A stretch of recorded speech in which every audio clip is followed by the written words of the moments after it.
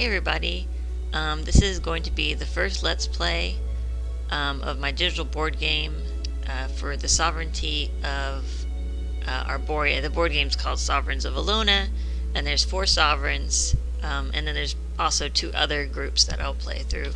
But this is a sovereignty, and basically their world has been thrown into chaos. There was a great calamity. The seas and the skies just went crazy with storm and hail. The earth broke apart and the waves washed in, and these are the last survivors of the sovereignty of Arbouria. A handful of citizens and the sovereign himself, luckily, and his younger brother. And they were on a ship, and they got tossed and turned for a few weeks. They were running low on supplies, and then finally they found this land that they have settled. They have landed on. Their ship sank, but they managed to get all their supplies off. They have these 3, and there's some islands off in the distance that they might journey to one day. But for now, they need to get their bearings and find a way to survive on this island. So, a little bit about this game. I have some videos on my channel describing it, but they move along these grids. They have 2 actions per turn. The turns go through every single individual, and then it starts over with each hour of the day. This shows 15 hours, but I've cut it down to 10 hours a day, and I have this, actually I've made a paper version, and I have a little counter as well, so I'm going to be doing all this on my desk in front of me. I won't be messing with this while I'm playing. So it is the first day of spring. It's actually the first hour, so ignore that little red thing. And by the end of the tonight, their monsters are going to spawn today. So they need to find shelter. They need to get their supplies in a safe location. They need to make beds. And then as soon as they can, they need to start farming. They have, let's go through the individuals here. This is Lawrence Arbor. Lawrence Arbor is at the tender age of 30 years old. He is reserved, shy, and serious. He's a swordsman. That's his profession. He has some stats here. He has an average moral compass, and his zodiac is tradition. And he is the sovereign, the ruler of Arbouria. And then after that, we'll go to, let's see, this is Bola Jin. His thing is in shadow, but he is spiritual. That's his zodiac. He is the age of 18. He's considered an adult. 16, 18, that's considered an adult. 14, you're still a child. He's also reserved, shy, serious, and he's a builder. He has 6 gold in his little pouch. He's average moral compass, and this is his wife over here. His wife is Mora Moy. She is peaceful. Let's see, we can't quite see her age. She's 38, so quite a bit older than her husband. But she's happy, friendly, and confident. She's a tool maker, and she has the peace zodiac, and she also has average moral compass. She's pregnant with their first child, and basically she can only do one action per turn because she's pregnant. Let's see. Let's turn those off. We'll go to Bowden now. This is Bowden Basset. He's a craftsman, which is like the professions progress different levels each 8-year cycle. The person basically levels up, and the first level is builder, which is what Bola is. Bowden is a craftsman, which is the next level. And he is 32 years old. His zodiac is growth. He's irritable, petulant, and grumpy, and yet he has a moral compass that is good. So he's a good person. Even though he's grumpy and irritable, he's still a good person. And he has a wife, Ali Jinko. They're actually a special type of relationship called love mates. And their children will have lots of special buffs and aspects and things like that because of their status as love mates. This is Ali Jinko, his partner. She's got the independent zodiac. She's 22 years old. She's happy, friendly, confident, and she is also has a good moral compass, and she has 5 gold in there. And she also has a tool. They have tools. Most of them have individual tools that they have. Alright. These 4 next, yeah. Alright. This is Michelle Arbor, the younger brother. If I'm recalling correctly, he's younger. Let me see. Yeah, Lawrence is 30 and Michelle is 26. And Michelle has the power zodiac. There's a video on my channel that talks all about how these things interact with the individual. It makes up their personality, but basically the zodiac is their overall motivation and desire in life. So he desires power through various means. He's happy, friendly, confident, and he's a good moral compass, which dictates their actions a lot. Okay, let's go to Hisan next. Hisan Oro. He's 18. He's spiritual. He's happy, friendly, confident, and he's good. He's only got one piece of gold, and he's a potter, which is a good, solid profession to be in. He has a wife. I don't know if we've got all these up. Let's take these down.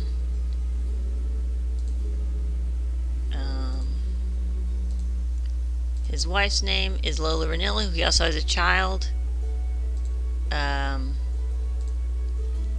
Lola is 18 years old. She's spiritual, so they have the same zodiac. She's reserved, shy, and serious, and she actually is morally gray. So she will be doing things that are very morally wrong. She'll probably be stealing and lying and trying to get away with things that are not good. Let's see, and then we'll pull up their little kid. This is little Marlon Oro. She's got tied to her back there. He's 0 years old. This is his first year of life. His zodiac is growth. He's reserved, shy, and serious. And I don't have his little moral compass on yet. But his name is Marlon. And he doesn't have any gold either.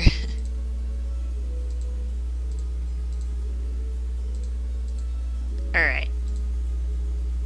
And the final person is Nima. And she is happy, friendly, confident. She's good. She's got 3 gold. She's 20 years old. And her zodiac is exploration. So yeah. We've got a lot of people. A lot of different types of people. And they've got some supplies here. These are bags of grain that they will eat. These are like packs of hay, I suppose, or thatch that they can use for roofing or feeding animals. Let me get rid of Ellie's profile. These are seed bags, for them to create farms. And these are some cats. Each sovereignty, each group has 2 cats, a male tomcat and a female, and they have kittens. So that's cute. That's a cute little thing. So yeah, it's the first hour of the first day, and what I'm thinking is they don't really have access to too many trees. To get to these trees, they'd have to build 2 ladders to get up to these platforms. They do have 1 tree here. I think it would be in their best interest, there's true trees there, to probably build, they need to cut down this tree, and then I'm thinking that they're going to use this cave to spend the night in, and that will get them some stone, and they'll be able to build a barricade out here, hopefully, and protect them. And also there's some plants. These particular plants are used to create beds if you don't have wool, so we'll be doing that. Alright, so let's see. The first one I'm going to move is so I can't really make it super big. I guess I can. Is that gonna work? But over here, I can pick any person and then have them do the 2 actions, and then I lift them up and put them over there, so I know that they have had their turn, instead of having to go in order for me to remember who's had their action and who hasn't.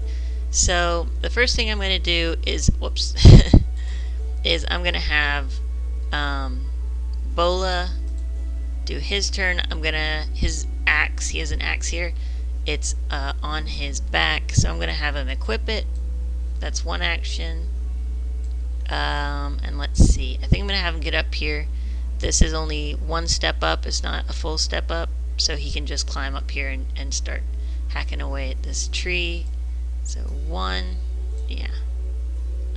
And so he's up there, and he's had his turn. Alright, so let's see. I think we're gonna have Mora. She's gonna move 1 over. They move via these large squares, but then they interact with things that are in the sub-square. It's kind of hard to see the lines, that there's smaller squares within the larger squares, but they are there. I can see them. So, so yeah, Mora only has 1 turn because she's pregnant, so she's done for the hour. I'm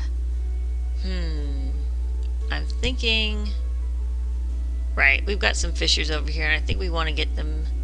Well, do we really need them fishing, or do we need to get them moving stuff up there?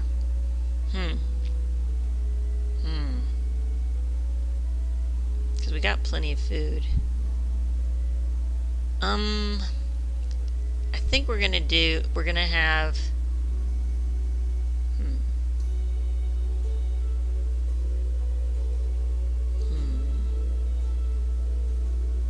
Alright, well, I know I want Bowden to start moving up.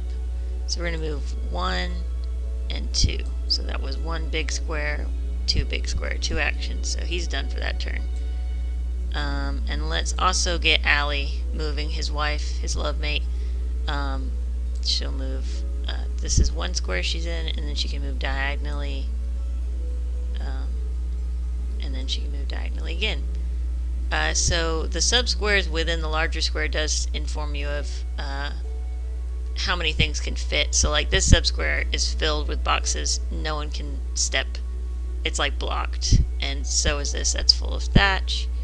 But this is just, she can step over this basically to get to one of these open squares. So Allie moved. Let's move Allie up there. I think for Lawrence, we're going to have him put his sword away.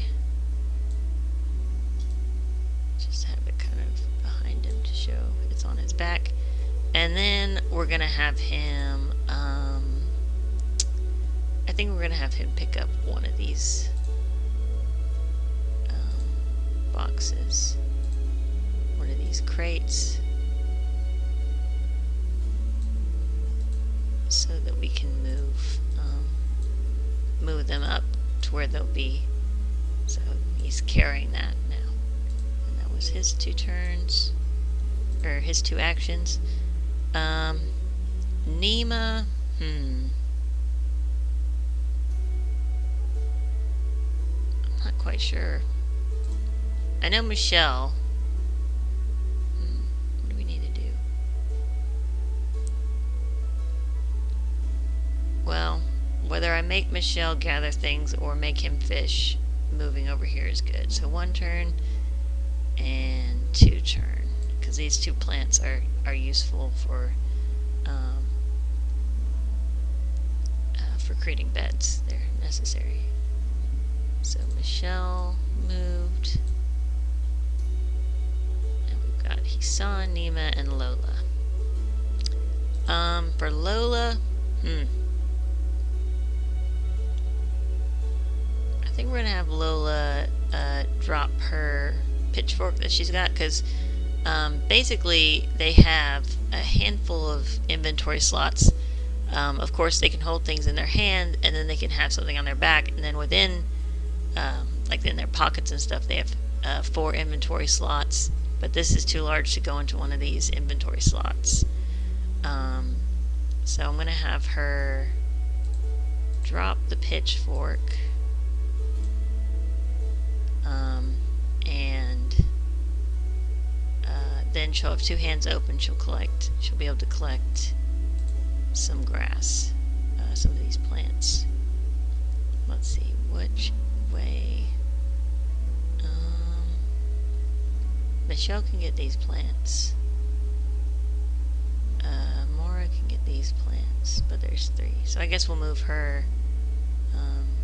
We'll move Lola here, and so she unequipped. She dropped something and she moved. So that's two actions. Move her up there. All right, Hisan.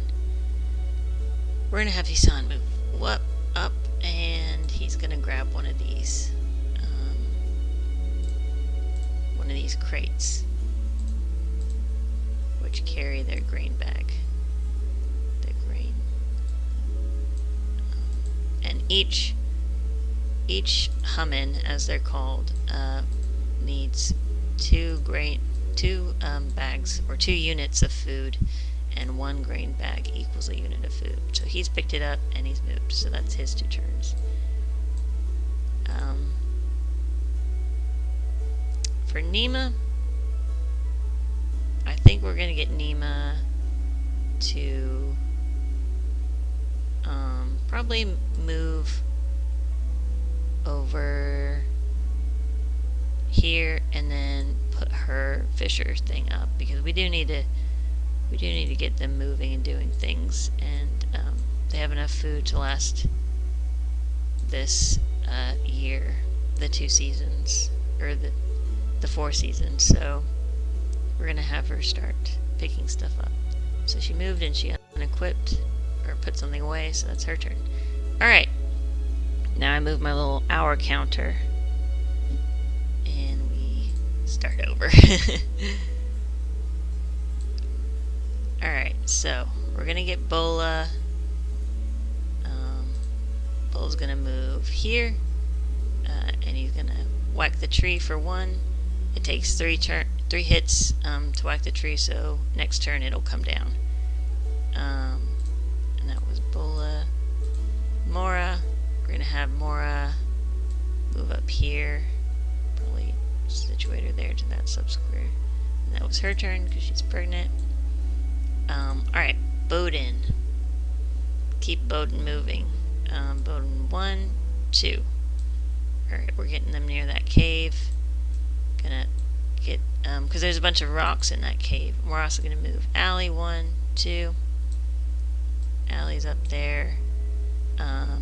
We're gonna go ahead and move Hisan. 1, 2. So what we're going to do with Lawrence is we're actually going to have Lawrence pick up another one, because Lawrence is what's known. There are 3 reproductive categories. We're going to have him move and then pick up. And the 3 categories are dominant, neutral, and submissive. and they all have different aspects to them. But basically, dominants are the strongest group. They also are the group that doesn't get pregnant, except for very rare circumstances when their love mates are involved. Then a dominant can get pregnant. But as a rule, love mates are incredibly rare. It's 1 out of 100.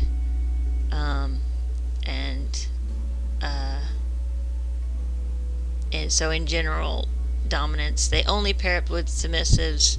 They're the strongest, and they don't get pregnant.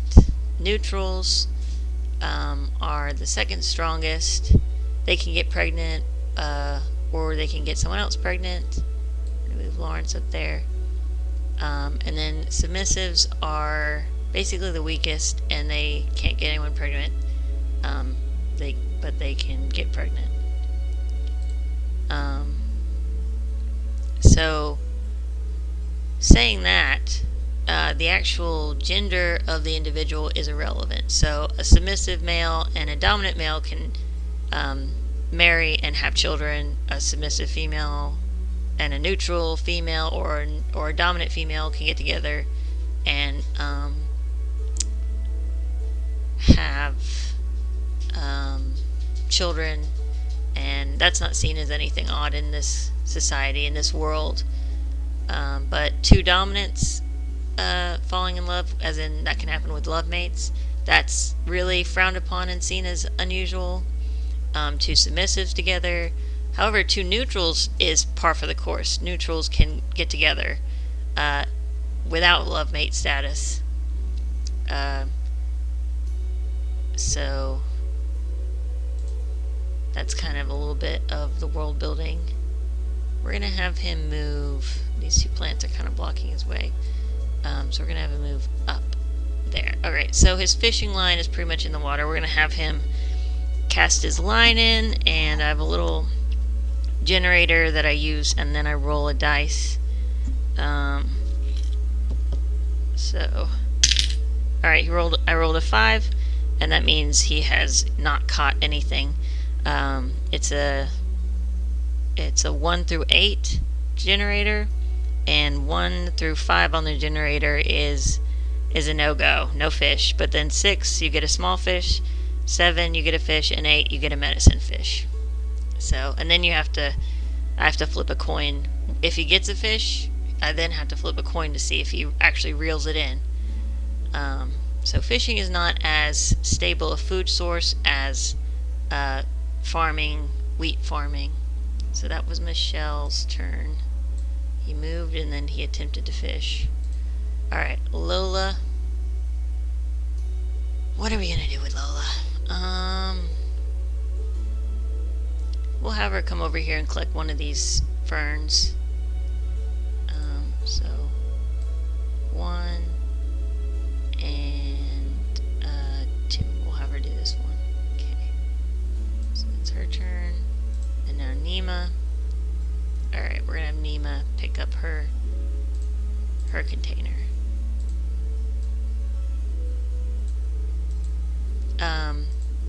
So dominants and neutrals can't procreate.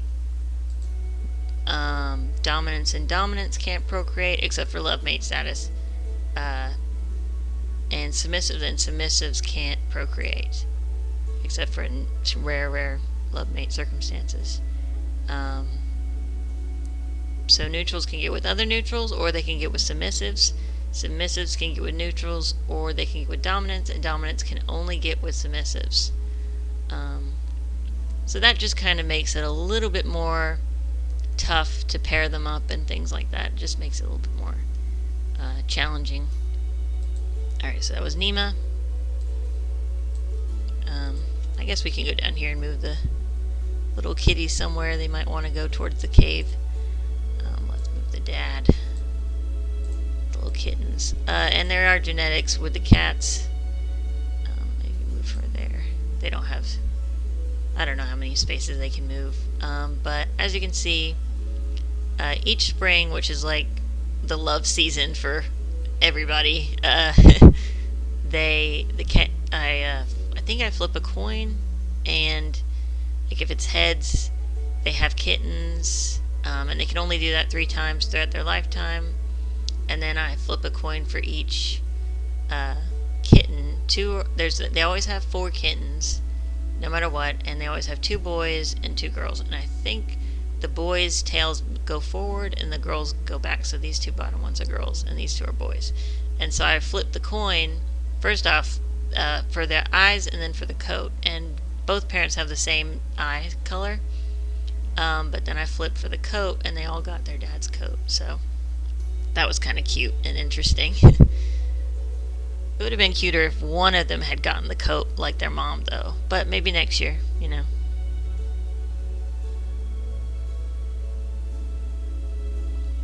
Have a little drink of water. Okay.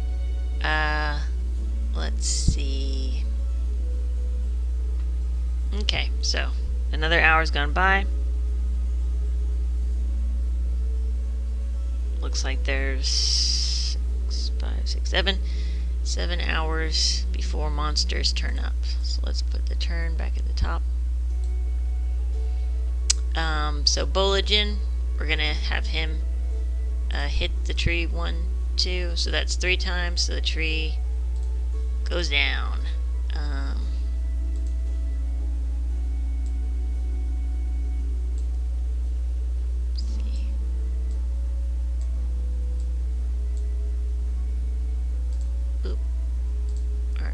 Find these mushrooms and they'll just plop to the ground, I guess. I'll just well, maybe we'll just leave them where they are. They look like they're on the ground. But now we got to go to the resource tab and pull up a log. Let's see, there it is. Alright, so 1 tree gives you 4 logs, and logs can stack. They cross 2 subsquares, so they're pretty big, and only either like a neutral or a dominant could carry a log. Submissives aren't strong enough to carry a log. There is a wheelbarrow that they could get, and then they could put the log in the wheelbarrow, and then a submissive could pull it along. But otherwise, it's too long and heavy. So we got all those logs. That's good. Yeah, awesome. That gets us closer to a door and beds. All right. So that was his turn. Let's see. There. Alright. Put Bull up. Mora. We're going to have her pick this up. This is pretty large. I don't think you can fit into her inventory. So we're just going to have her pick it up.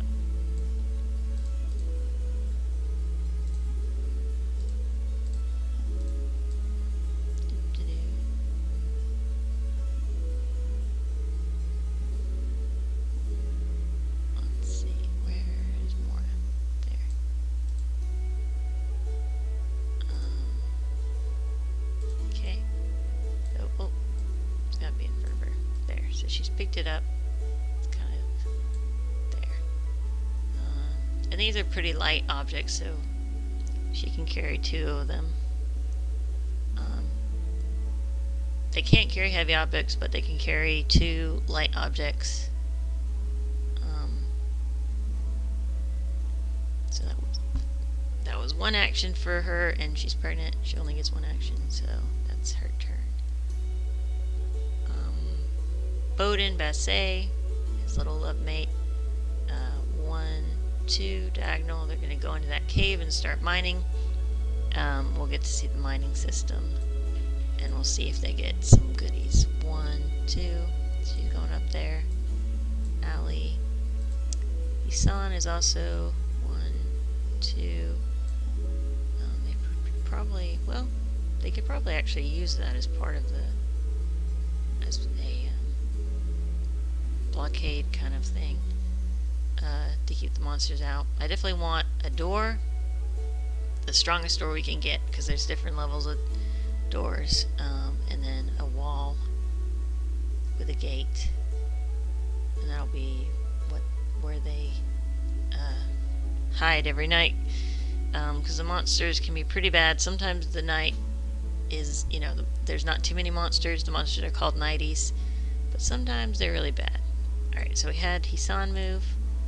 Lawrence has got all he can carry, and he's going to go up and up. And there we go. Michelle. Over here, we're going to have him fish. Let's see. He got a 4, so that's a no. Oops. And he got a 5, which is a no. So that was his 2 turns. Lola, with their little baby. The people have genetics, so if you'll see this little baby boy, he's a submissive, and he has the same skin tone as his mom, the same hair color as his mom, and also the same eyes, but we don't know if his eye shape and his nose shape will be the same as hers. So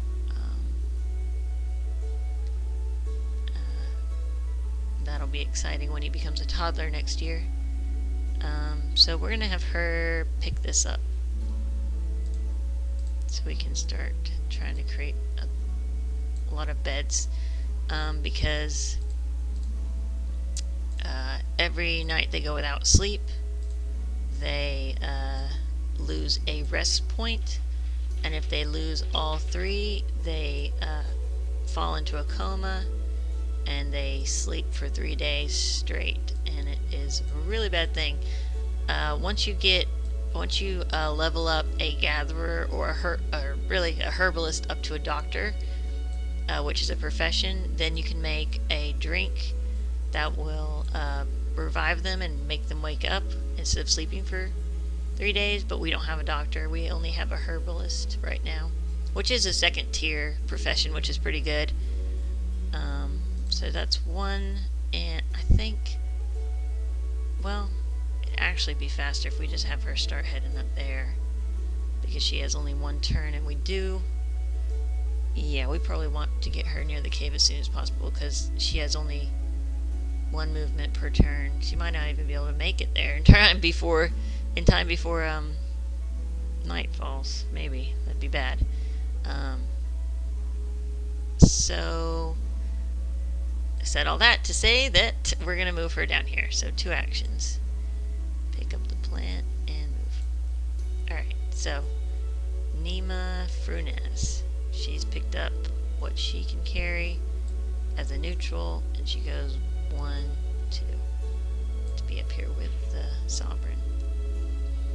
And that is her turn. Alright, another hour gone. I moved my little counter and move this up. And I guess we'll move the cats. We'll get them moving 1 square, I suppose. Little kittens. And the mom. Alright, start from the top. And so, what's Bola gonna do? I think he's going to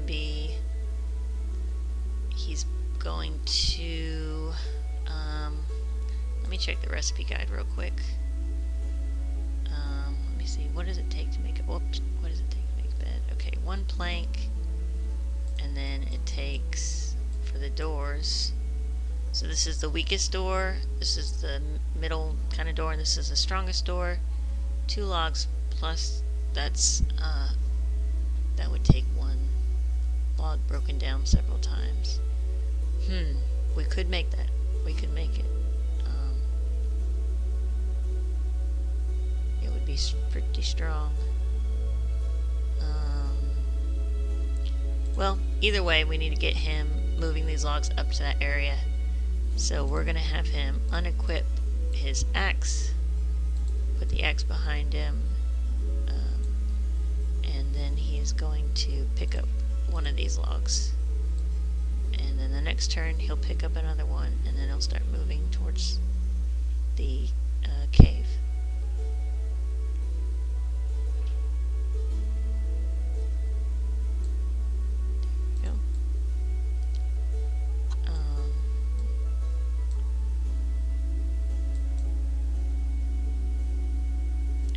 That's his 2 turns, and then we go up. Alright, Mora.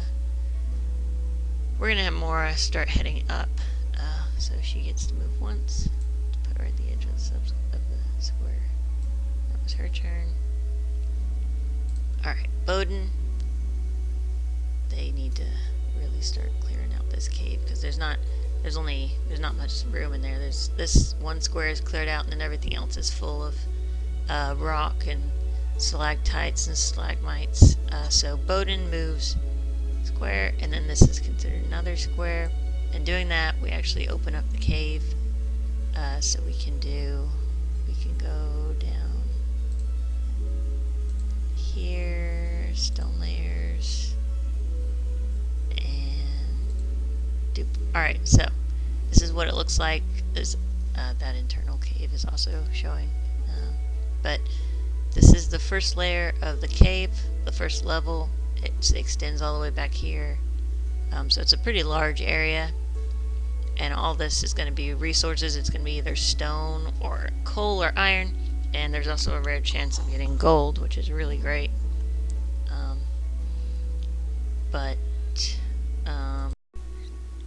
Alright, so Bowden's in the cave. And each one of these he can break down. Had to take a little break there for a moment, but I came back. If the music might be in a different moment, so alright, so that was Bowden's turn. Good old Bowden Bassay. We can move him up there. Let's get Allie in there. 1, 2. Alright. They have little, I'm trying to get it where there's certain little aspects that will tip you off to what their profession is. So this white apron means that she's actually a cook. There's cook, and then that's the first tier, and then second tier is baker, and then third tier is chef, and it just allows you to utilize a lot more items to actually create food. Baker actually allows you to turn grain bags into loaves of bread, and 1 grain bag equals 2 loaves of bread, and those breads are each 1 unit of food.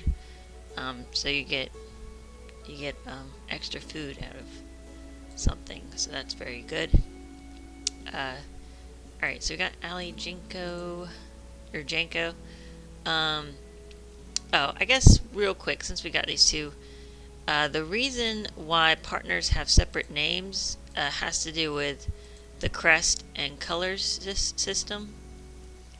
Let me hide him there for a second. Alright, so as you can see, these are this is Allie's profile and Bowden's profile, and I was talking about dominance and submissives earlier. If you see a light blue or light pink background, that person is a submissive, and then if you see a dark red or dark blue background, that person is a dominant. And they're just kind of split off into the blue and the reds, 2 groups. And then neutrals are gray backgrounds. So Hisan is a neutral, and then Nima is a neutral. I'm pretty sure that's. And then Bola is a dominant. Lola is a submissive. She's a blue submissive. Mora is a pink submissive, and Michelle is a pink submissive. And then Lawrence is a blue dominant, if I'm recalling correctly. So each Hummin has a crest and colors, and here's Bowden's crest and colors, and this is Allie's crest and colors. So the white bit here is the crest, it's the design, and then behind it is the dominant color. Over to the side is the recessive color, and then this black is the residual color. And so same for her, and because she's a submissive, she has 2 dominant colors, a recessive color and a residual color, and that's her crest. The crest is what gives you your last name, so even though they're married, she doesn't have the same crest because they're not related, thankfully. So her crest is the Jinko crest. However, dominants pass their crests on to all their children, dominant, submissive, or neutral, And submissives don't pass on their crests at all, ever. They only pass on their colors.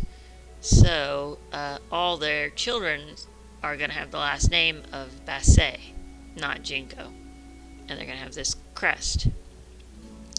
And all the red dominant children that he has are going to have this exact crest plus this dominant background color.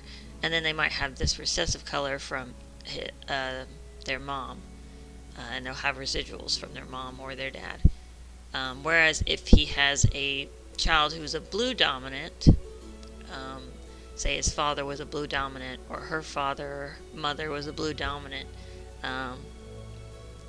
then his child could be a blue dominant, and that child has I think that's either a possible chance of taking on his submissive parents' colors behind the crest, which creates a new branch of the family. So like the main Basset branch is this crest and then this lilac color. So, and that stuff is, I think he's in a common family. These are common families. That type of stuff, branches and colors and crests are way more important when you're dealing with the sovereigns, because the sovereignty has a color and a crest, and the next in line has to have that exact color and that crest, which means they're going to be blue dominants only, basically no red dominants, and no submissives or neutrals. So put away all that. Okay, so Hassan. What are we going to do with Hassan? He's going to need to start. They're going to have stuff in here. It's going to start piling up. He's going to need to come in and take it out. However, it's also dark. Oh, yeah, he's got a torch. Okay. Here.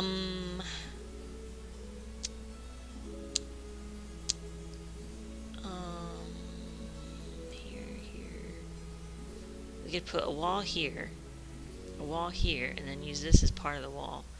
That only leaves 2 squares within there to move around. Okay. Okay. I'm just gonna have him put the box down, put the crate down,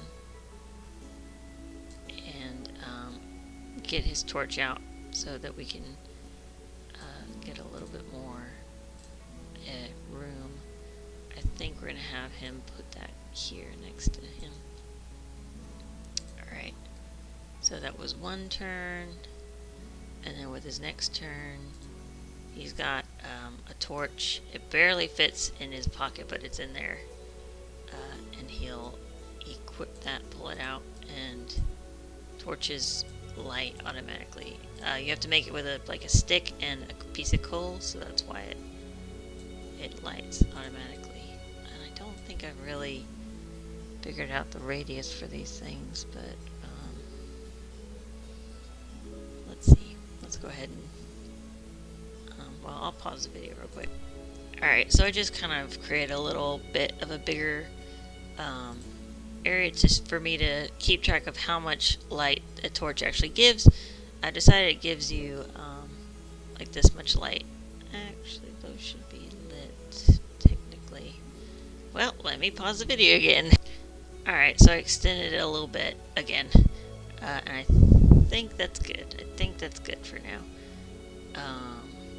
Okay, so he put that down, he got out his torch. That's his turn.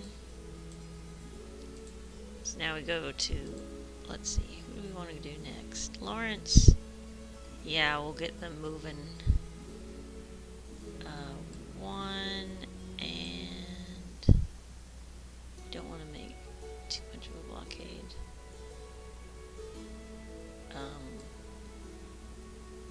So I think we'll actually have Lawrence put, he moved, and then we're going to have him put down one of his crates.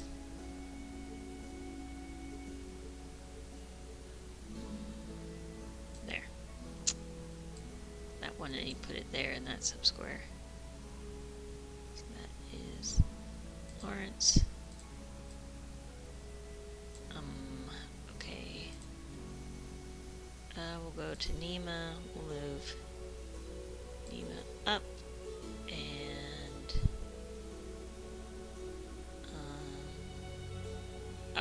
So next turn she'll put that there.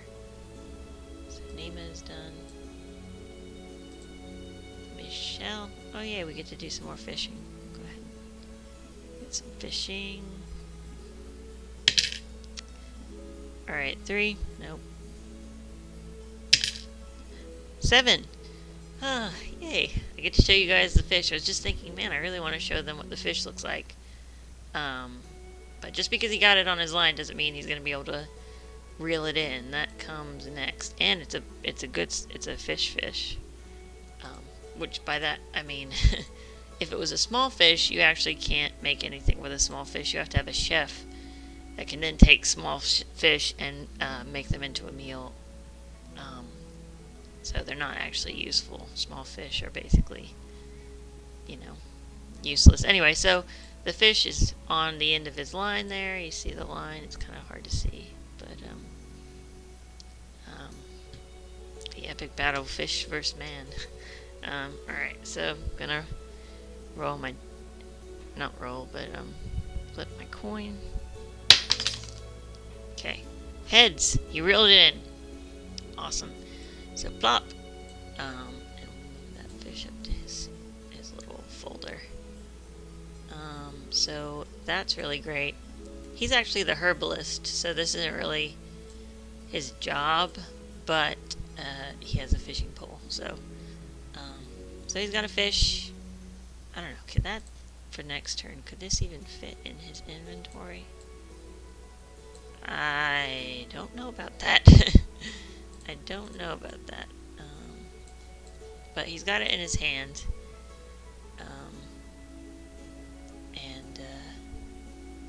Yeah, eventually we'll make like a fishing spot. We'll have one of these crates. We'll take the grain bags out, and then a fisher, maybe not Michelle, but someone will be the fisher, and they'll fish, and then they'll put the fish in the crate. And that'll be a little food buffer in case they have a bad harvest, because that's a possibility. Alright.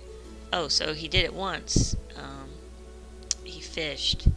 Reeling it in isn't considered an action. It's a part of the whole fishing process. So we get to... He's basically casting the line again, and he got a small fish. So that's cool. We're going to get to show you guys what the small fish looks like. And I drew all this. So not all of it is like... Some of these designs are not finalized.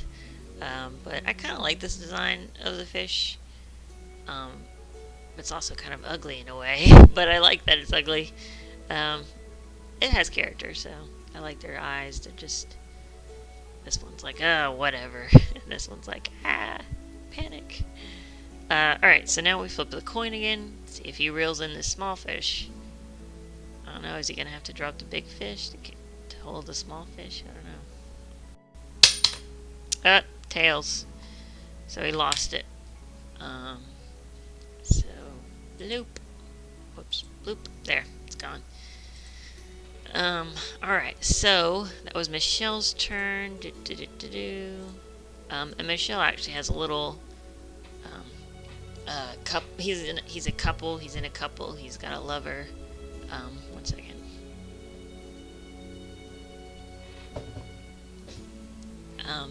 So this is a good moment to show you guys the relationship system. This is kind of the old way it looks. Now I just have their names instead of a little icon. But as you can see, this is his brother Lawrence, and this is Nima, and he has a +2 to the relationship because they have similarities.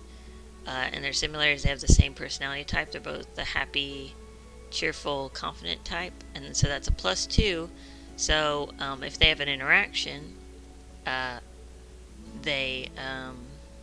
roll a d8 and say it lands on a 4.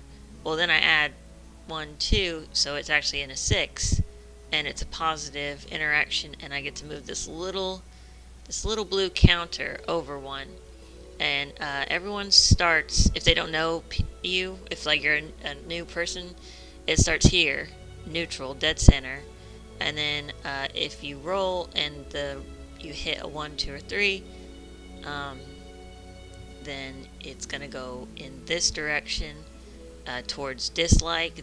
All the white hearts are neutral, and a 4 and a 5 are neutral, so there's no movement if you hit one of those. But this gray is dislike, and the blackish gray is hate. The light pink is like, and then the red hearts are love. So if you want to get them to marry, you have to get them up to here. But they like each other, and they're not related, and they're also reproductively compatible. So if they have a +1, +2, or all the way up to a +4, and they get up here, that means they're like attracted. So this means they're actually attracted to each other, if they're not related and they're reproductively viable. Because down here is his brother, and this little symbol here, it's supposed to be like a tree, a family tree, the way it does. Like this would be the parents' area, go down, it branches off, you got 3 children. That's what the family symbol.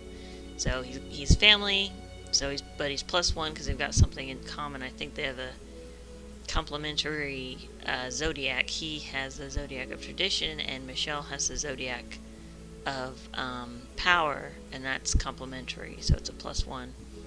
And he loves his brother. They're good, close brothers, so they're there. And this little heart here means they're in a couple, they're in a relationship. Then there's another one. There's a ring, 2 rings combined together. That means they're married. There's some other symbols too. And right here, these 2 little squares are just like a reminder for me what their personality type is and what their zodiac is. So this blue is the exploration zodiac, and the red is the cheerful, happy personality type. And this is the reserved personality type, and the traditional kind of dark brown color is the traditional zodiac. So lots of color coding for this to work. So you have to meet someone, and then they pop up here, and you can start trying to build up a relationship if that's possible. And there are personality types that are antagonistic toward each other. They have a -2. So say you roll a 5, you gotta go -1, -2. So it's actually a negative interaction, and you go backwards. And if you hit a 6, you have to go back, and it becomes a neutral. And the highest you can get is -4, or the lowest, I should say, you can get is -4, and the highest you get is +4. So someone who is +4, really, let's see, 1, 2, 3, 4. So they can't actually have a negative interaction if you have a +4, and that means 1, 2, 3, 4. Yep, you can't have a positive interaction with someone if you have both an antagonistic personality type to their personality type, and an antagonistic zodiac to their zodiac. So there is things built into the personality system that indicate your ability and the ease at which you become closer or further apart, and also whether you can even get closer, and what that closeness indicates. So, and everyone has the sovereign on their in their personality list, or not personality list, but in their relationship thing, I guess. I don't know what this would be called, the relationship tab, because he's the sovereign. So, but okay, so he tried to fish twice. Okay, good. All right, Lola Ranillo. Yeah, we're gonna have her pick this up, and then she start moving. We're gonna have a couple beds. Let's see, 1, 2, 1, 2, 3. Did anyone pick up any other bed leaves?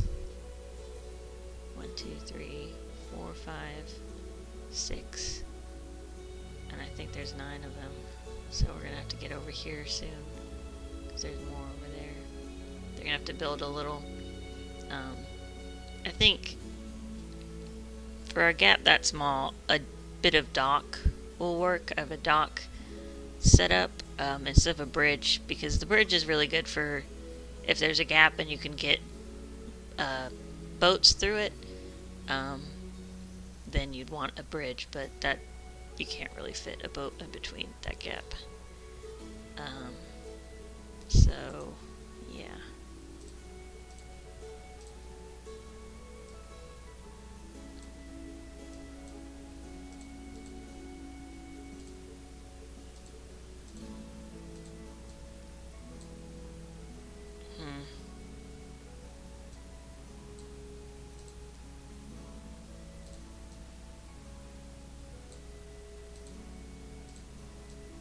So she's holding it in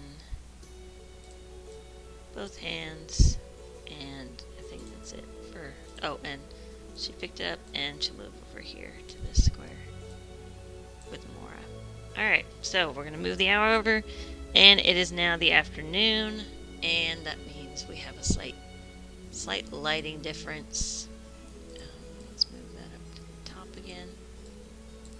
Let's see, here it is. Afternoon, yeah. It just gets a little darker, and if you zoom out, you can kind of see that the sun is starting to set. It's the afternoon. Just as a reminder that we need to hustle now. I mean, we still have enough time, but I mean, some of these monsters, the Nighties, are significantly difficult. They're stronger than the dominants, and it's very difficult to hit them, and it's very difficult to dodge their attacks, and when they do hit you, they hit you hard. It's the level 3 Nightie, and so I have like 3 stats, which is strength, accuracy, and dodge, and they're like modifiers. I roll a d6, and then your stat modifies the roll that you've got, and so every time they roll to hit you, you add your accuracy stat to that, and they always add a 3. And then dominants have stats, their base or natural stats are all 2. The level 3 Nightie is all 3s, so they're not quite as strong. Alright, so this Bola, we're going to have him pick up another one of these logs and get moving and grooving over to that cave as quickly as possible. Here we go. So that's, he picked up one, and then he has one more. Oh wait, he actually has one more turn to move. Okay. Mora, we're getting Mora moving there. We'll go down to Lola, and 1 move and 2 move. So it was a good idea for me to have her go down and grab those 2, because she's already ahead of Mora, because Mora only moves once, or has 1 action per turn. And so, didn't I just move Mora? I thought I moved Mora. Did I move her? I didn't. Oh, great. We're gonna have to. Yeah, I moved her. Oh, great. I moved her without putting her above the turn. Oh dear. Alright, now 1, 2. Just make sure we don't accidentally move people after they've been moved. Alright, Bowden. Bowden's up there. I think what we're gonna do is we're gonna say that Michelle puts his fish in his inventory. We're gonna say that thing just about fits. Maybe it takes up, we'll say it takes up 2 slots at the bottom. That's his coin purse, that big red thing.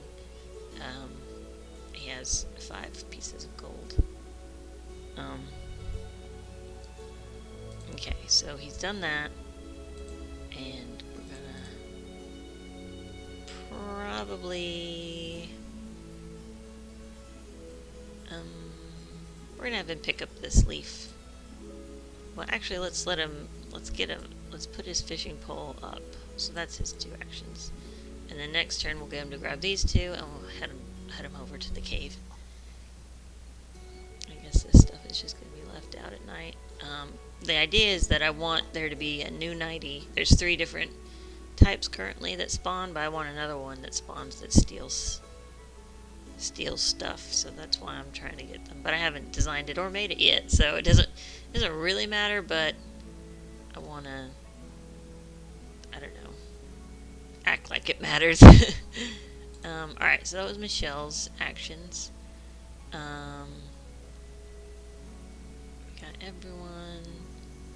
Yeah, we'll start the dream team up here. And they'll start mining. Let's see, we'll have him hit that, so he gets to hit 2 things, and he hits it, and it disappears, so it clears out a subsquare here. And then we also roll a die to see, a d12 to see what he actually gets. Oh. Alright. A 7, he gets a piece of coal. Alright, so we go to the resources tab and we pull out a piece of coal. Coal is useful. It's whoops, did not mean to do that. This is an art program, so sometimes stuff happens. Alright, there.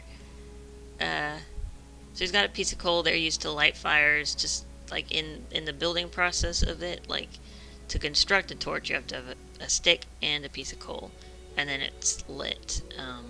Because it's a personal object, as in you can't put it down or use it to light an area permanently. It has to be held by someone. But then there's fireplaces and there's campfires that are more permanent, and those you have to relight with kindling, or keep going with kindling. So I think we'll just keep it there. Alright, so he did once, and now he gets to go again. And it was a 1, and he gets stone. So let's see, cut that one out. So they can actually create a fire in here, and that'll be really useful for them. Okay, resources and stone. Oh, good, it's up there. Whoops. Was holding on, was selecting the wrong layer. Anyway, so that's a pile of stones. And that was Odin's turn. And Allie, Jinko, so they're love mates, and their kids are gonna have special stuff like resist illness. They're gonna have really high illness resistance. Oh yeah, I forgot to do the illness check.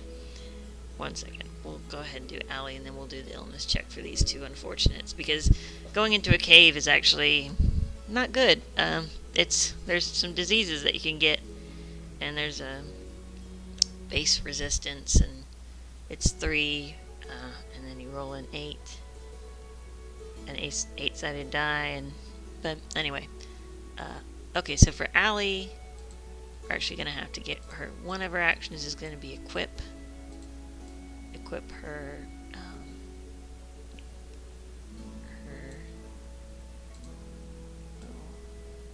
pickaxe.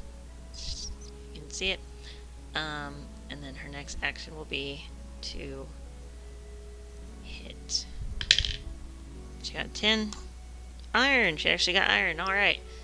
That's cool. And we're slowly creating more space. So it's pretty bad. All these people could be ill. Could get ill. But illness progresses.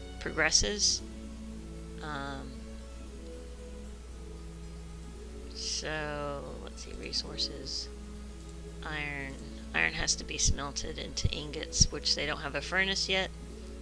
They can again. they need to... Yeah, there's a little gap in that texture. Like there being gaps in textures. But there is. Anyway, so that's iron. You can see a little better over there. So there's bits of that gray, that light gray, embedded in the stone, and they have to smelt it, and then they get ingots from it. But it's good. They can create iron doors, which are really, really strong, and that'll keep the monsters out.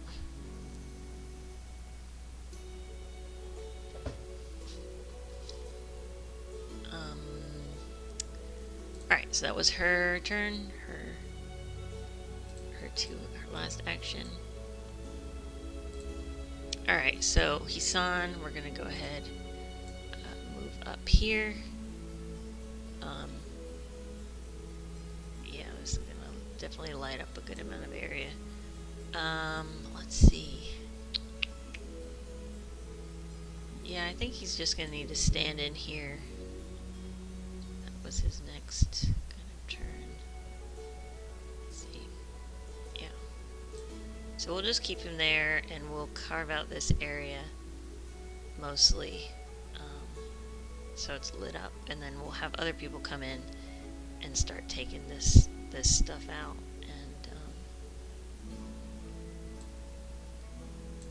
and building up a defense, a wall. I definitely want a wall. All right, so we'll put that there. The first day is kind of hectic because you're trying to get them set up for nightfall, and you know there's a real risk with these monsters. What I do is I roll a d4 for every single hummin,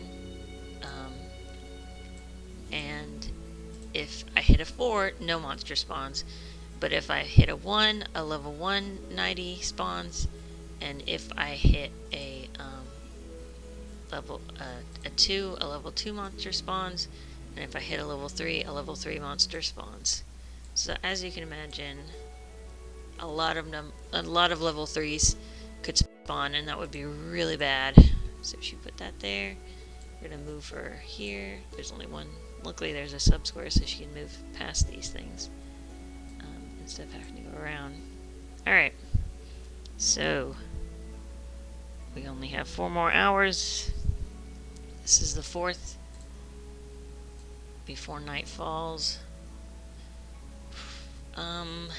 Okay. We'll get Lawrence up there 1 and 2, and he'll start picking up this stuff next turn, and moving him out, moving it out there. Yeah. Hisan isn't gonna move, so we're just gonna go ahead and put him there. Now he looks like he's covering everybody with light. Alright. Bola. I guess we're gonna have Bola hit this one. Oh great. Let's do that, and do that. There, now we should be able to, yeah. Alright, get rid of, and roll. Got a 10, which is iron again. Not bad.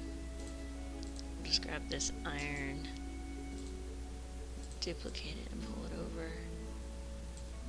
What we really kind of want is stone at this point, and it's much more plentiful on the generator. 1 through 6 is stone, but we're getting other stuff right now. Well, I guess it's 50-50. You get stone or something else. Alright, so we're gonna hit this one next. Clearing out space slowly. 8, which is coal.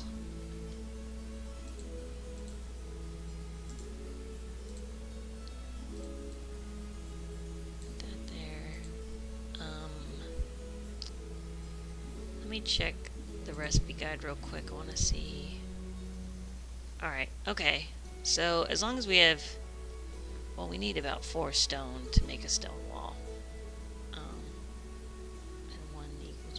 Okay, so not the worst situation. We got at least one. We could block this little section where the monsters spawn as random, and they could spawn over here based on a dice roll. Okay. So that was Bola's turns. Hassan's folder is open. And let's go ahead do Ali Jinko. And get this. Hopefully we'll get a piece of stone.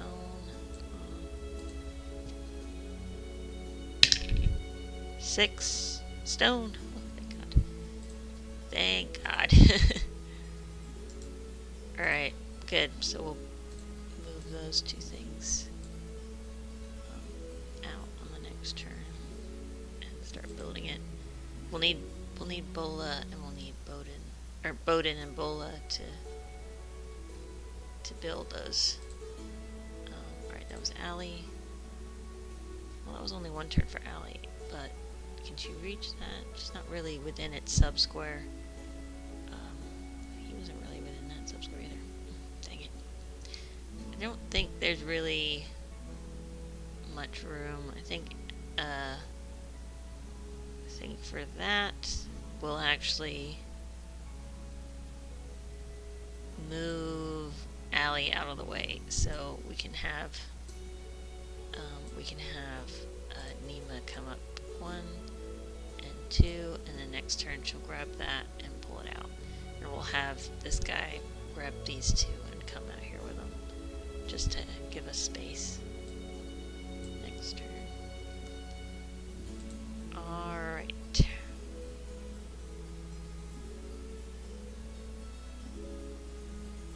Right, okay. Bowden. 1.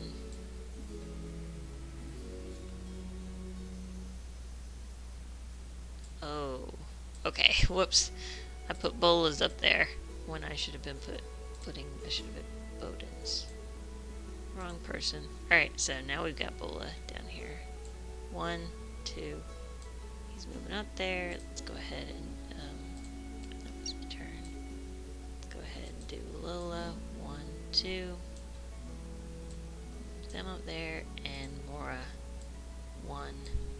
Oh, that worries me. And Michael will or Michelle will have how many hours? I don't know. Should we just get him moving towards the cave? We might not even have much time left. Let's see. 1, 2, 1, 2, 1, 2.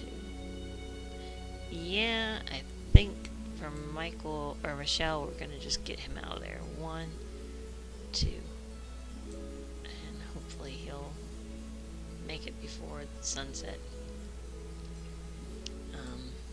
It gets pretty clutch around, around the time the sun's going down. Alright, so we're on the third hour.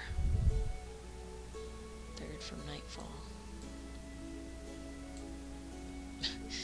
My dog is snoring in the corner.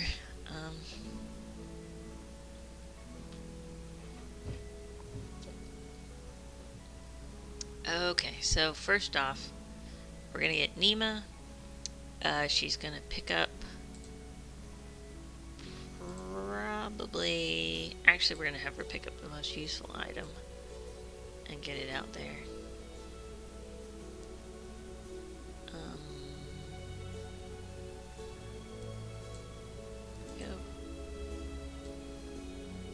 Before I came up with this kind of new system with the turn and then moving them past the turn layer, I just went down a row and I couldn't be dynamic with it. I couldn't choose who I wanted to,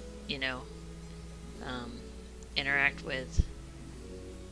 But okay, so she's got that, and now she's gonna move out of the cave, so that's her turn. And now we're gonna do Lawrence. Lawrence is going to pick up this, and he's also going to pick up that one. Let me kind of close together so I can pick them up both.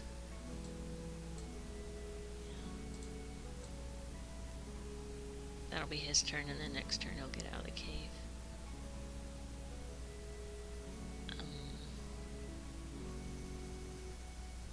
Lawrence is also pretty dang strong. So if we do get monsters, it won't be the worst possible thing, you know. We can check it out, stats right now.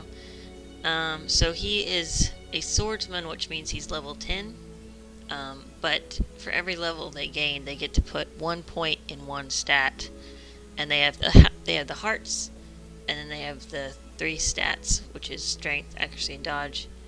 And he can add to his hearts. The base heart for all of the Hummins is 5. And then the monsters of the Nighties health corresponds to their level. So level 3 has 3 hearts, level 2 has 2 hearts, and level 1 has 1 heart. But he has 4 strength, 5 accuracy, 4 dodge, and he has a lot of hearts. 1, 2, 3, 4, 5, 6, 7, 8. 8 hearts. He has 0 experience points right now. So yeah, he should be able to take care of them. It should be okay. Alright, so Hisan is still going to be in there. He needs to continue to light up the air. I guess, is there a piece of coal behind him? Well, I guess we'll have him pick up that piece of coal with his other hand, just to create space for people that are going to be coming into the cave and whatnot. Should we have him move? No, I think he's good. Alright. Allie is there.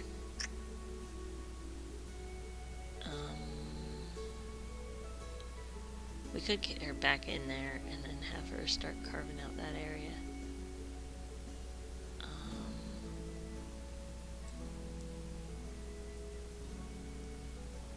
Yeah, so 1, 2. Alright, now she'll carve out this area. Alright, so it was her turn. With Bowden, we're gonna have him probably move up to fill this space. That space is free, right? Bowden. Yeah, there's nothing there. Cool. Alright, then he can start taking out these. Great. Was that 1 turn or 2 turn for Bowden? Oh, that was just 1. Okay, so I think we'll probably move him here, because then he can interact with all these, because they're within his sub-square radius. Alright, so Bolajin is down here. Let's see.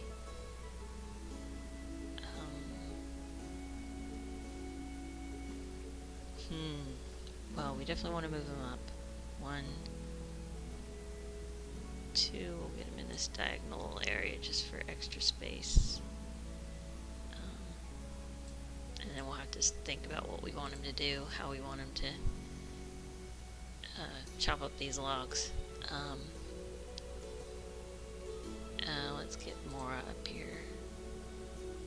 Let's move her diagonally up. Alright.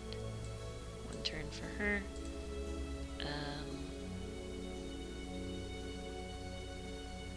We might as well get Lola up there and then up here, diagonal. So there she is. She's close to the cave. See, the problem is once it goes dark, it's nighttime, they can't see unless they have light. So the only people that are going to be able to move is the people that are right around Hisan. So that is a concern. Alright, Michelle. Let's get him moving. 1, 2. Get him over here. Ooh. I don't even know, would he? Yeah, I think he'll be able to make it to the cave door. Alright, so...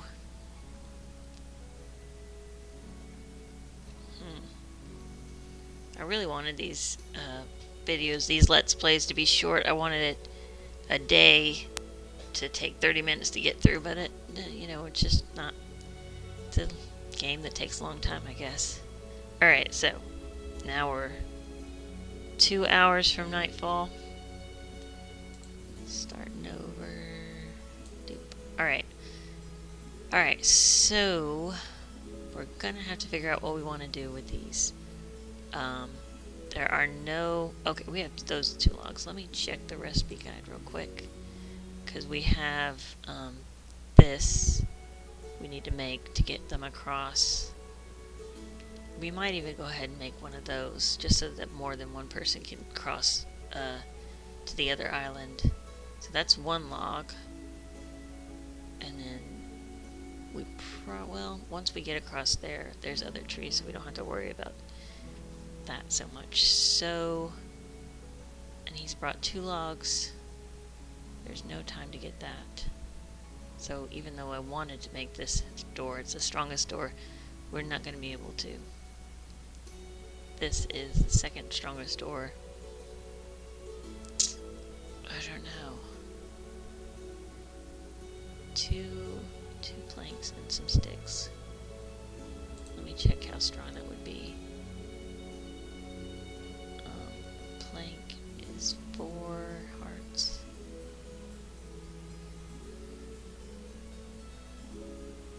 Okay, 10, so we'd have 10 based on the recipe. 10. Adding all this wood together.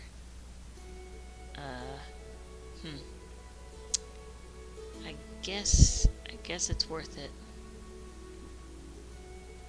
And we'd get one of these logs would give us that, and then the other log so we need to break down both logs, and then we need to break down one of the planks, and that's what we'll do.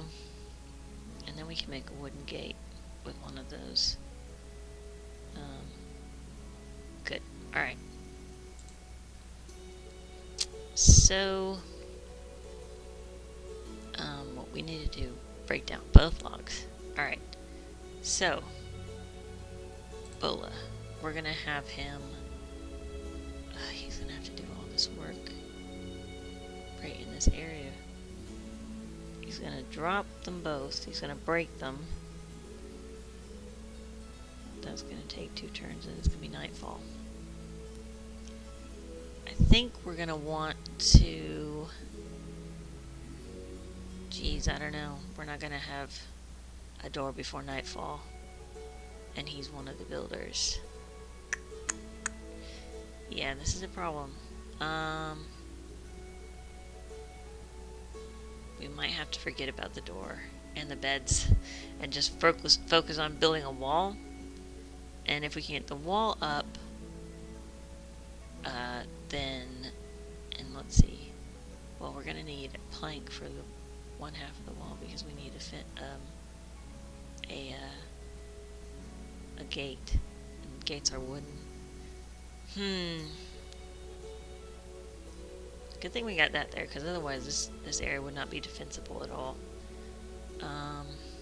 Okay. We're gonna have him drop at least one of the logs. Yeah, he's gonna drop one of the logs. And then next turn, and then he'll get out his axe, and the next turn he'll chop it.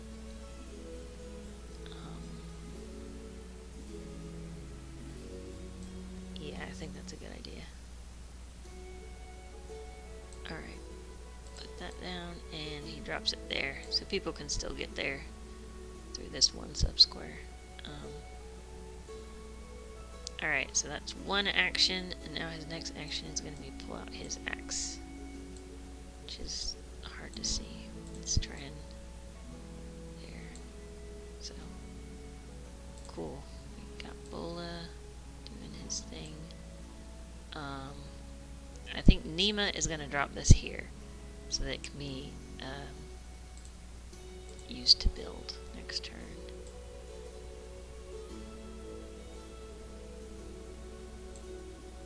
Okay, so it's been dropped and she can't stay there anymore.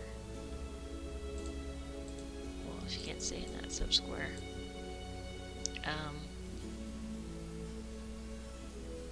What are we gonna do? She could come down here and pick this up, and then no.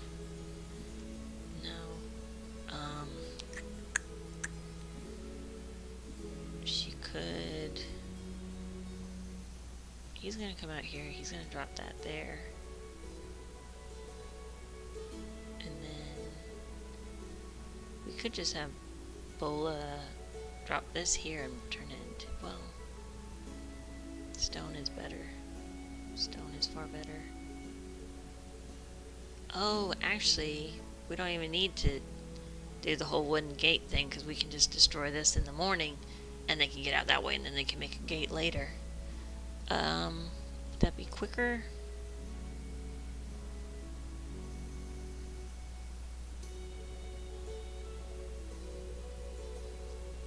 I think that would be quicker. Alright, I don't know what we're gonna necessarily do. Well, we gotta do something with Nima because she has one more action left for her turn. I think we're gonna move her back into the cave so she can pick this up. Alright, so that's Nima's turn. Let's go ahead and get, well, yeah, Mora. Move her up here, and that was her turn. I'm kind of regretting having her do anything. I feel like I should have just gotten her up here and kept her there since she's pregnant and can't move. Well, okay, Michelle. 1, 2. He's getting up here. But, you know, her partner is there and he's got an axe, so she'll be protected, hopefully.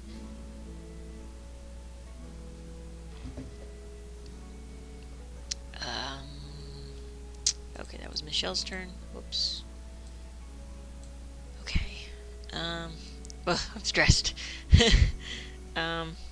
This hour and then one more hour. Oh man. Is everyone up here? Except for the kittens. They're fine. The Nighties will attack livestock, so cows, pigs, chickens, and sheep. But they won't attack the cats. The cats will just slink away. So...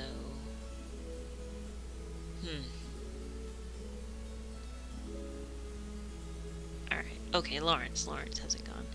So let's pull Lawrence out here, and then he'll put a rock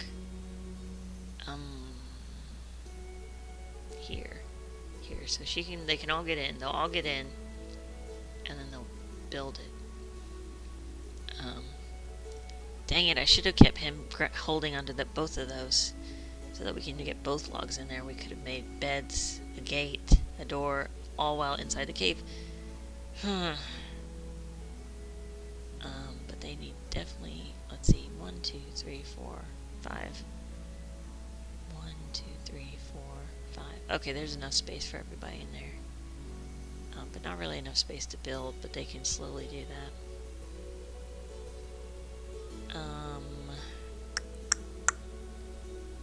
Alright, Lawrence is going to drop that stone. Grab that stone, and he's going to drop it. The other stone, he might just have to hold on to it. He's going to drop it there. Okay, so now that can be made into a stone wall, which takes some time. But the monsters take a while to get here, so if they spawn far enough away, I don't know. It's not too bad because they spawn in sections, and actually we'll be pretty lucky because if they spawn up here, they don't climb down. If they spawn over here, they can't cross the water. If they spawn over here, they can't cross the water. But if they spawn here, so we might get lucky and not even have to deal with the monsters, the Nighties. But if they spawn down here, then they're going to be able to attack us. It's going to be a problem. And then as soon as we make a bridge or a dock over to here. And if they spawn over here, then we're going to have to deal with them as well, because they'll cross the bridge. But, only 1 out of 4 chance that they're actually going to be a problem. So that makes me feel a little bit better.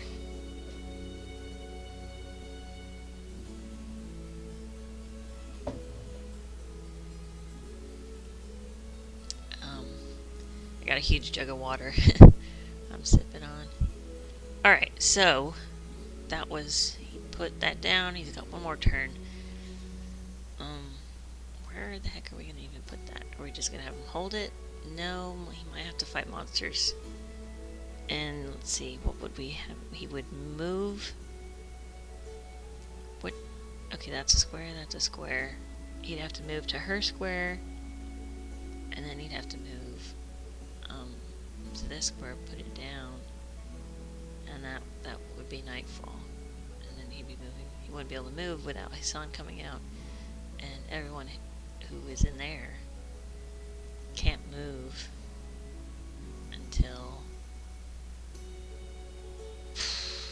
Isan comes back with the light.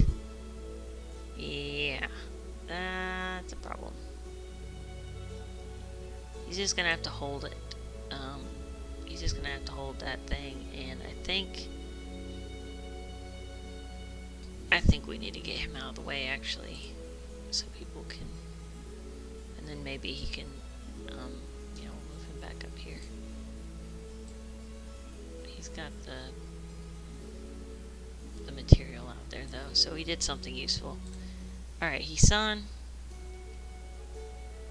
I'm concerned about Hisan. Yeah, we're gonna have to, oh boy, we're gonna have to put him,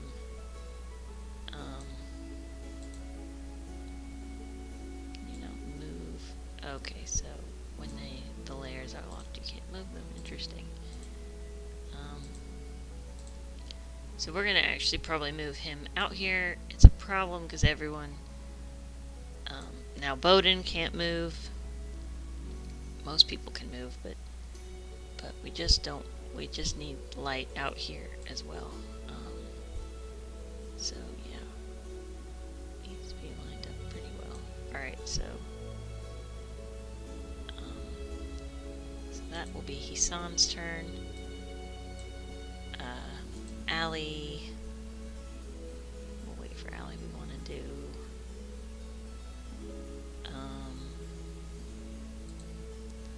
Bowden can't move. He's in the dark. So we're going to move him up there. Allie can move. We're going to have her cut down this.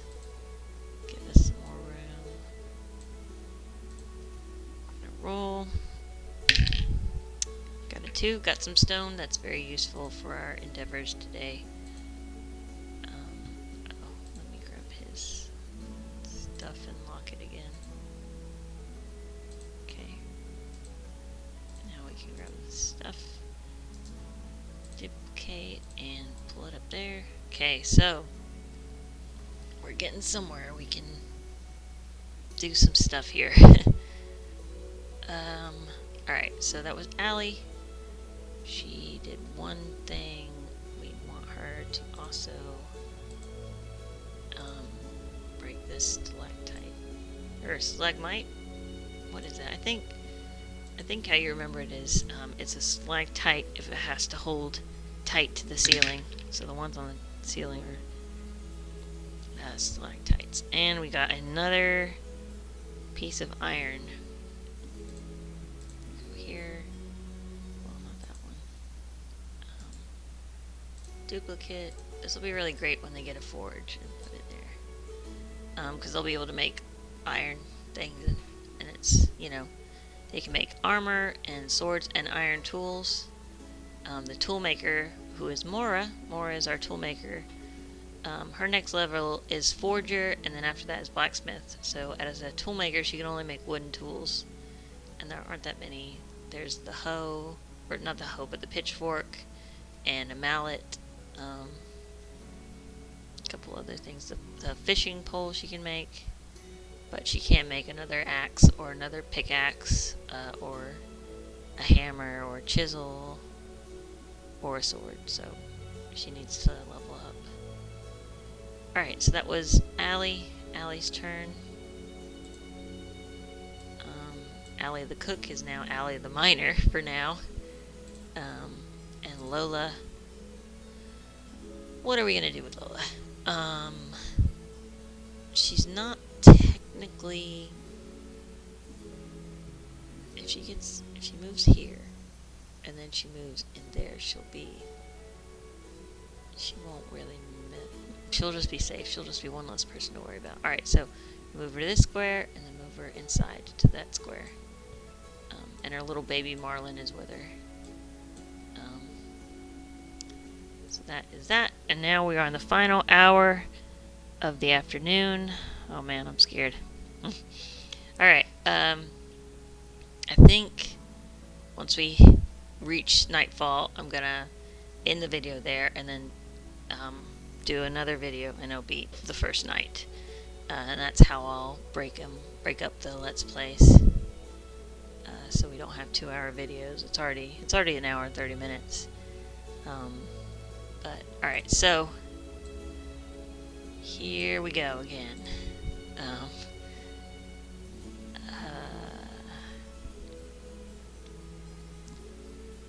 What are we gonna do? Alright. I think Lola can move. I think we're gonna say, well, no. What are we gonna do? Well, we're gonna get Mora closer in. So she can only move one more time, so she's gonna be outside of the safety circle, unfortunately. So she can move in this square, we can move her up to there. But otherwise, oh wait a minute, we should move her there so he can get past, because otherwise he won't even be able to get past. So that's not good. Alright, so that was Mora's turn. Alright, Michelle, move past her. There's a sub-square open on that square. And then he's going to move diagonally to this square. And I think we're going to sit him here. Or should we sit him there? Either way, people will be able to get past him. They can move diagonally. Alright, Michelle. That was Michelle. I'm nervous. We need to get this rock out here. But first, we need to get her in here.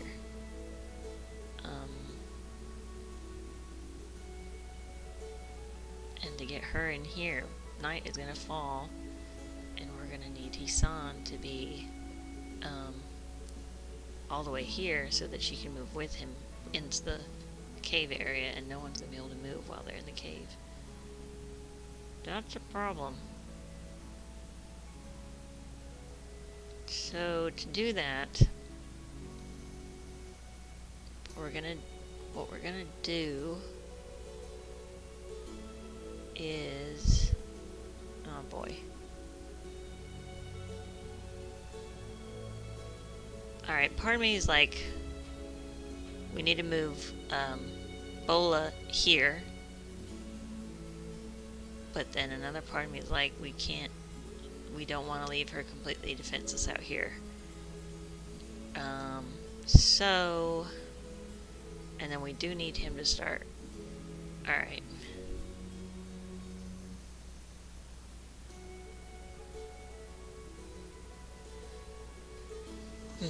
And we don't want him to, like, I'm thinking maybe we should make him pick up this log, so then when we do get them in there, we can get him and actually drop the logs in there, and then we can make the beds during the night, so that at least, I mean, everyone, you know, you have to start sleep from the very beginning of the night, otherwise you can't sleep. So they're all gonna lose a rest point by next morning, but at least we'll have done some work. Of course, if the Nighties are not even on this part of the island, then we'll be okay. I don't want and God.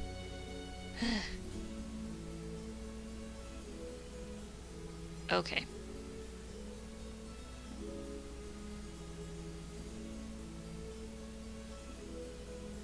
Well, I know that for his son, we want him to go. Oh, we gotta get him to go down here, and make sure that Mora can get in this area so that she's safe. Okay, over one, new square, and here. Alright, now everyone that's within this area can move once night falls. But everyone in the cave cannot move.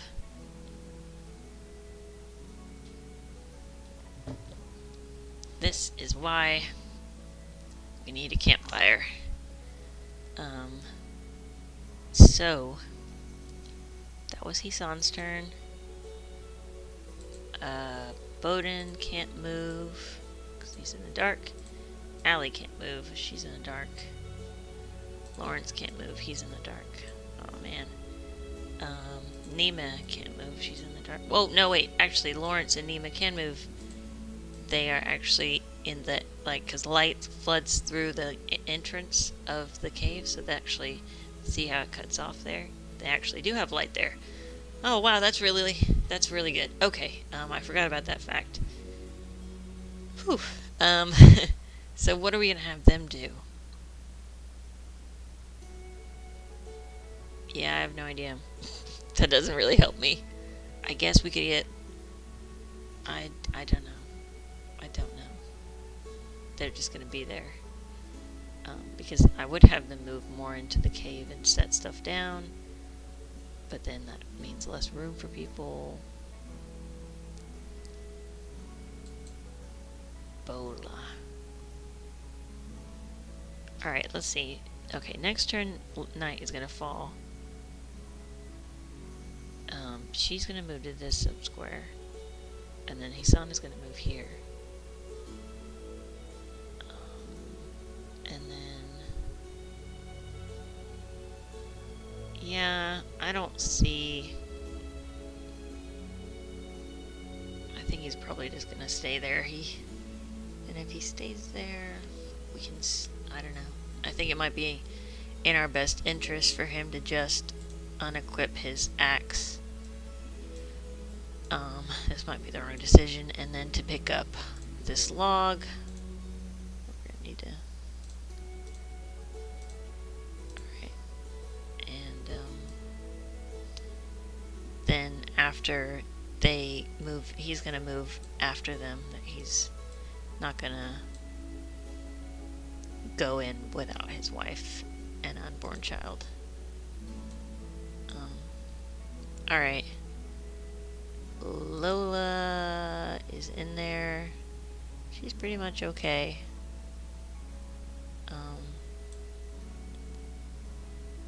Lawrence is in there. Yeah, he's good. And Nima. Alright, so that's it. The next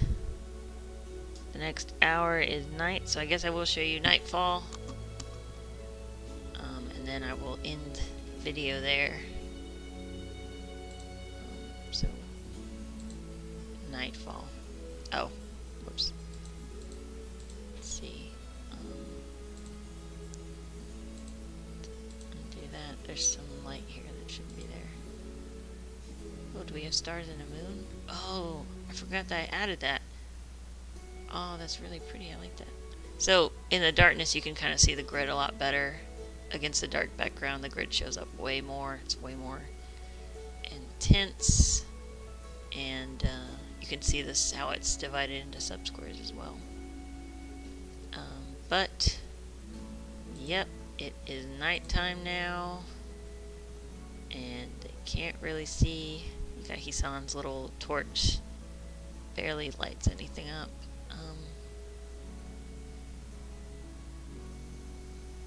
Let's see. But, alright. So, next turn I'm going to spawn the Nighties in and we're going to see what we're dealing with. Thank you for watching.